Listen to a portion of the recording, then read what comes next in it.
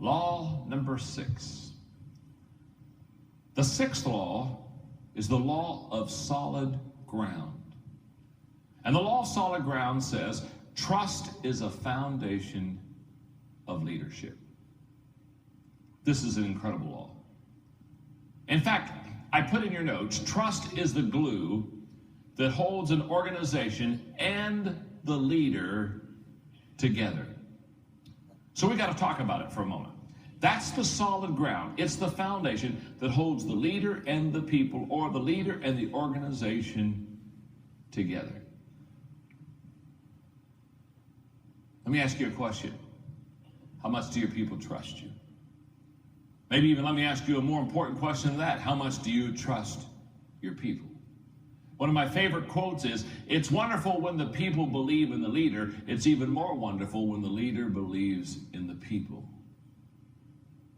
It's the foundation. It's what you stand upon. It's what you build your leadership on. Now, one of the best ways to illustrate trust for you and this kind of a foundation that you need to have, one of the best ways to illustrate it is to use what I call, well, the best way I can describe it is I just call it the change in the pocket illustration. But let me share with you what I mean. Let's say that I come to this church, and this is my new church, and I'm the new pastor, and this is my church board, okay? And when I come to this congregation, and this works as a business person or whatever, they give me X amount of change in my pocket. Now, I'm not talking about salary, I'm not talking about money right now, but I'm going to use money as an illustration. In other words, they give me X amount of change in my pocket. This says, John, spend this well, do well, we wish you success. This is the honeymoon period. So they give me this change. Now, either because I make good decisions or I make bad decisions, I either gain or lose the change in my pocket. For example, if I come and let's say first of all, I'm going to use negative illustrations. Let's say first of all that I make bad decisions. And let me just stop here for a moment and let's make sure that we understand what trust really means. Let's make sure that let me just make sure we got this wired. To have the solid ground of trust that you build your leadership on, there are 2 things you have to be able to provide for your people. One is you have to have character, and number 2, you have to have competence. And remember this, one cannot substitute for the other, okay? In other words, you could be a great person of character, but if you don't have competence, the good news is people trust you. The bad news is people aren't going to get on the train with you. You know, oh, well, that's a wonderful person. He's the most wonderful person. Doesn't have a clue where he's going, but he's a wonderful person. Well, that's the kind of person you'll have lemonade with on the porch, but it's not a person you'll take a trip with. Now, obviously, if you have competence without character, now I know where I'm going, but I don't know if I really want to take the trip with you. So you got to have character and you got to have competence to develop trust. Now, but this is the change in the pocket. They've given it to me. They're wanting me to be successful and I'm wanting to be successful. But let's say now, as a pastor, I make some wrong decisions. Let's say the first month I'm there, I fire the youth pastor. Well, and what I do is I find out that the chairman of my board, Roy here, is the father of the youth pastor. You're getting the picture, aren't you, huh? So I go to the church board and I made this bad decision. You know what the church board says, you know, that wasn't a very good decision you made. And so what I do is, Marty, get your head down. I'm dealing with Roy right now. You seem very greedy there at that point. What I'm doing is, as you can tell, is I'm giving up change. Does that make sense?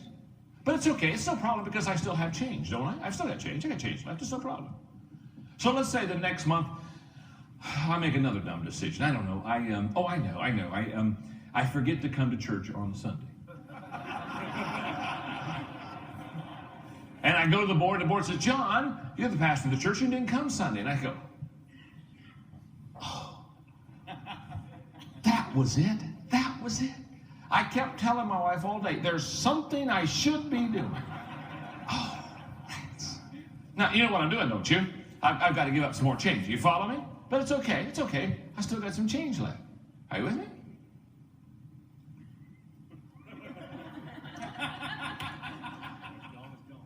Roy, keep the change real close, would you please? God, he's putting this right next to his heart. You've been a former treasurer in another lifetime, haven't you, huh? No, watch this, don't you? So now here I come. I come back, and the next month I make another dumb decision. I don't know what I do. Let's say I canceled Sunday night service and forgot to tell the board. And 4 months later, they found out about it.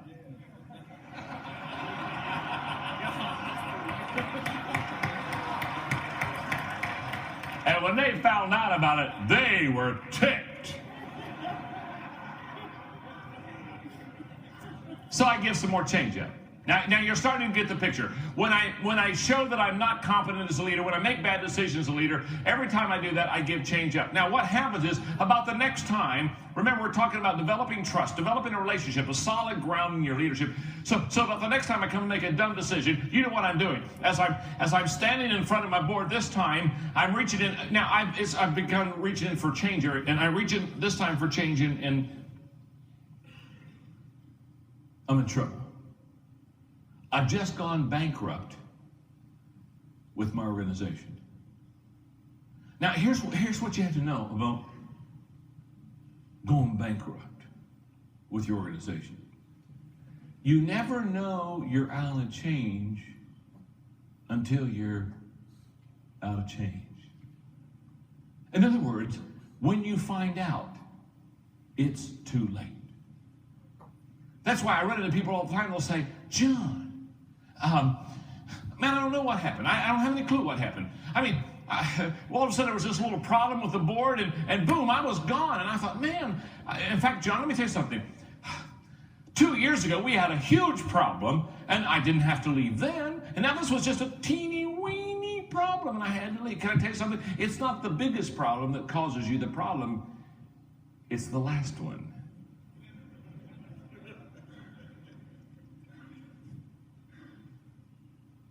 Now, just as it's possible for me to lose all my change in this trust relationship, if I show character and if I show competence, isn't it true? It's possible for me to gain change. Huh? In this case, it may not be possible. Roy, you are an eager guy there. Okay, so I make a good decision, and they say, good job, and so they give me some change, don't they? Now I know what he's already. Now I want to tell you what he's already doing to me. And tell you exactly what he's already doing to me. I can see it. It's human nature. It's fallen man. It's the depravity. Now I want to tell you what happens here. As he's giving me change back, he's giving me back less than what I gave him. He's giving it back to me slower than I gave it to him, which is a classic illustration. Listen to very, very carefully. You lose change quicker than you gain change. And when you have lost change, it takes a long time to get it back. Does this make sense? You see, when we violate a trust relationship, whether it's a marriage, man, Margaret and I have been married for almost 30 years. And I'm telling you, 30 years, we got a lot of trust in the bank. Boy, some mess up, and it takes a long time to pull that back. You lose it a lot quicker than you gain it. So what we want to do is be careful not to lose it. We want to get on the building side. But if I start making decisions, I keep making decisions, every once in a while I'll get some more change back. Take your time, Roy. Take your time. And thank you very much. And every time I get change back, by the way, when I start receiving change, guess what? I love the board meetings. I had a pastor one time who said, I hate board meetings, and I knew why. Because he was giving up change. You see, if you're receiving change, you'll love board meetings. If you're giving up change, you won't like them. So I come back, and the next month, they say, that's a good series of sermons you're preaching. It's really helping us. Well, thank you very much. And I keep collecting, until after a while, if I'm doing it right, and I'm really building on a solid foundation of trust, after a while, I'm loaded with change. In fact, I have to walk around the organization with a limp. Well, what's wrong, Pastor? I'm loaded with change. have to hire an assistant just to help carry you around with all the change you got in your pocket. Now, my friend Rick Warren at Saddleback, who's building an incredible church in America, shared with me several years ago, when I was living out in California, we were having a lunch together. And it had to be the Monday after the Sunday, and we were two pastors sitting there kind of licking our wounds and hoping Jesus would come. Not near as much as our people were, but that's another story. And so we're talking, Rick and I are talking, and I said, how'd it go yesterday? Oh, he said, it was a tough day. I said, tell me about it. Well, I said, we're looking for land. And let me just take a time out here for a moment. For, 15 or 16 years, they tried to get some land for their church. They had to meet in school buildings. They moved, in their 15 years of trying to find land and build a church, they moved to 57 different locations. I mean, they moved so much that there was a period of time where they were having to move almost every week, that they would tell their people on Sunday, look at the paper on Wednesday, and we'll have in the paper where we will meet next Sunday. Okay, you talk about a church on the move. And so, but they finally they thought they found some land, and so they put some money down, and so Rick got up on Sunday morning, he said, I have bad news and I have bad news. He said, let me give you the bad news first. The bad news is the property we thought we were going to get, we're not going to get. The bad news is the $100,000 that we put on the property, we lost it too. I said, Rick, what did they do? He said, they kind of slumped over for about 15 seconds. And then he said, in about 15 seconds, they started raising their hands and saying, Pastor Rick, Pastor Rick, Pastor Rick, where did we look for land this week? It took them 15 seconds to get over a $100,000 loss. Why? I'm going to tell you why. Rick Warren, he's loaded. The guy's got a whole bunch of change in his pocket. He had done so many things so well for so long that he had a whole reservoir of trust. Let me tell you something. For some of us, if we lost $100, we'd be out of there. He lost $100,000 and he stays. You see, that's where I learned that your problem is not your problem. You just think it is. The problem isn't the problem. The problem is that you haven't developed some trust. You haven't developed some goodwill. You haven't developed that. You don't have change in your pocket. Now, here's the most important part of this lesson before I go on with it all, because this is a key part of the lesson. It's called, again, the law of solid ground, the law of trust. Here, this is very important. It takes change in your pocket to make changes in your organization.